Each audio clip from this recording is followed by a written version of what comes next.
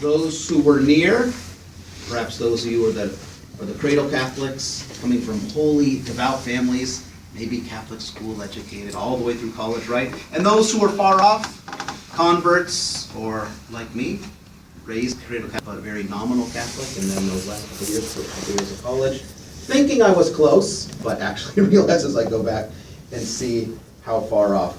Today's gospel brings me back to college. As I was getting back into the practice of my faith, I call it the reversion, not the conversion. I always believed, but I hadn't been as close to the Lord, and certainly had forgotten most of what I had learned in confirmation in 8th grade. I was one of the last classes confirmed in 8th grade back then.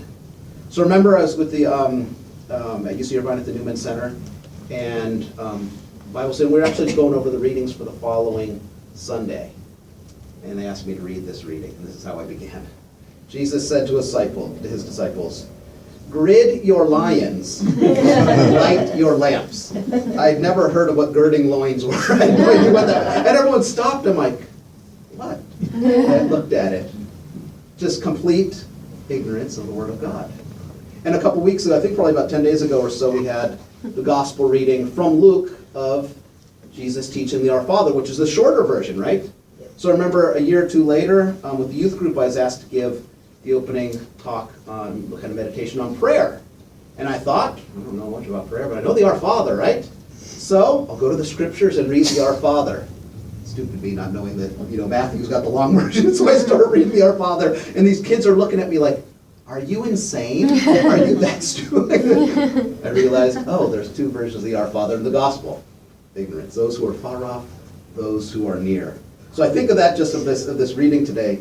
Gird your loins, I should say. Gird your loins.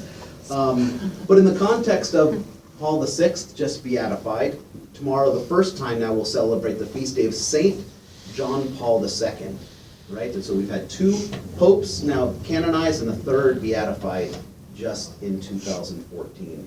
And their call to the new evangelization, even if John the 23rd and Paul VI didn't use those words, that's what the call was, right? And Evangelii Nuntiandi, right? The evangel of peoples, the progress of peoples. And so I can say, and perhaps some of you as well, that we are the direct fruit of the new evangelization. So we heard the first evangelization. We baptized most of us as infants, raised in the faith, some devoutly. I didn't go to Catholic school until I was age 26 when I went to the seminary, right? Some was a little later on down the line, right? But however it was, the Word of God that was implanted in our hearts, whether baptized as infants or later, coming to a fuller realization of our faith, early or later, we're still called to deepen that faith, our understanding, our appropriation of it, our living it, and of course sharing it as witnesses of God. So peace to those who are far off. We need to take the good news to them. Peace to those who are near. We're at the table today. And then most of us are really pretty much in between, huh? And rejoicing of how near God is to us. He broke down the wall of enmity. That's talking about the dividing wall in the temple between the courtyard of the Gentiles. It literally was a physical barrier that separated them from the chosen people. But then breaking down the wall of enmity that is sin and death that keeps us from God. And if we put our trust in Him, He's right there with us. Thanks be to God. May these holy new saints and blesseds intercede for us.